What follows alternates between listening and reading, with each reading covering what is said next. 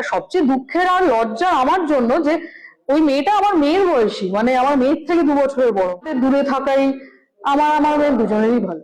মানে নিজের জন্য থেকে বেশি আমার মেয়ের জন্য ভেবে কষ্ট হচ্ছে যে আমি হয়তো ওকে ডিভোর্স দিয়ে দিলাম, সবকিছু আর ছাড়াছাড়ি হয়ে গেল, আমার মেয়ের থেকে তোর নামটা যাবে না আর কি।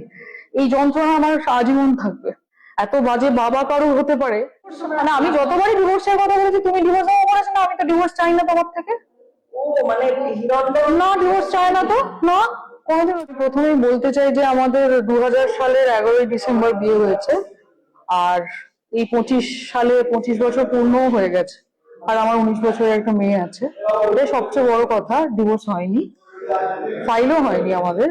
তবে এই এই যে এখন যেটা দেখছি, এটা নিয়ে আমি শুনতাম, কিন্তু যখনই আমি ওকে জিজ্ঞেস করেছি বা আমার মেয়ে জিজ্ঞেস করেছে, তখন বলেছে যে না, এটা ফেক, মেয়েটা আমাদের ব্ল্যাকমেলিং করছে, আমাকে ব্ল্যাকমেলিং করে, আমাকে এই দাও ওই দাও করে। বাট এখন এই ছবিগুলো দেখে তো আর মনে হচ্ছে না যে ব্ল্যাকমেলিং। এটা ছাড়াও আমরা এই 2-3 বছর ধরে অকথ্য মানসিক যন্ত্রণার মধ্যে দিয়ে আছি আমি আর আমার মেয়ে। একটা হঠাৎ করে 17 বছর পরে যদি আমার মেয়ে দেখে তার বাবাকে এরম ভাবে কারোর সঙ্গে, সেটা কত যন্ত্রণা। তোমরা তো অনেকেই মেয়ে আছে, বুঝতে পারো। আমি আজকে আমার বুটিক থেকে আলাদা থেকে ফিরে এসে দেখলাম আমার মেয়ের চোখগুলো পুরো ফুলে আছে। আমার মানে নিজের জন্য থেকে বেশি আমার মেয়ের জন্য ভেবে কষ্ট হচ্ছে। মনে হয়েছে যে মানে ওই পাওয়ার পেয়ে গেলেই বোধহয় মানুষের ওই যে বার বেড়ে ওঠে না, ওই এমএলএ ভোটের সময়ও, মানে আগের বারে 2021-এ খড়গপুরে আমি 1 মাস থেকে পাশে থেকে ওর সাথে যাই, হেল্প করেছি, মানে সবকিছুতে, মানে ওকে মেন্টাল সাপোর্ট দেওয়া থেকে আমি মেয়েকে একা রেখে গেছি।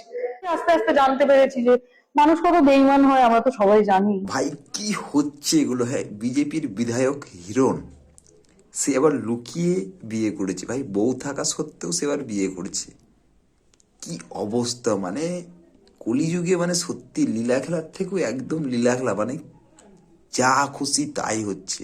মানে আর কি কি দেখবো চিন্তা করতে পারছো? মানে মানে কিছু বলার নেই। বলেছিলাম না যে ভালোবাসা ড্যাশের বাল খেটে খেতে হবে চিরকাল, ঠিক সেই অবস্থাটাই হয়ে যাচ্ছে। দেখো, ভালোবাসা বলে মানে বর্তমানে কিছু হয় না আর। সিরিয়াস, ভালোবাসা বলে কিছু হয় না আর।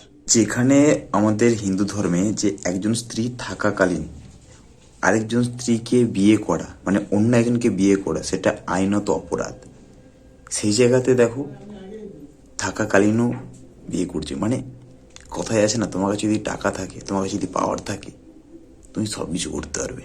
ঠিক সেই জিনিসটাই হচ্ছে ভাই। যার টাকা আছে তার সব কিছু আছে, যার নেই তার কিচ্ছু নেই, পুরো ফাঁকা। তো যাই হোক, তোমাদের মতামতটা অবশ্যই কমেন্টে জানিও।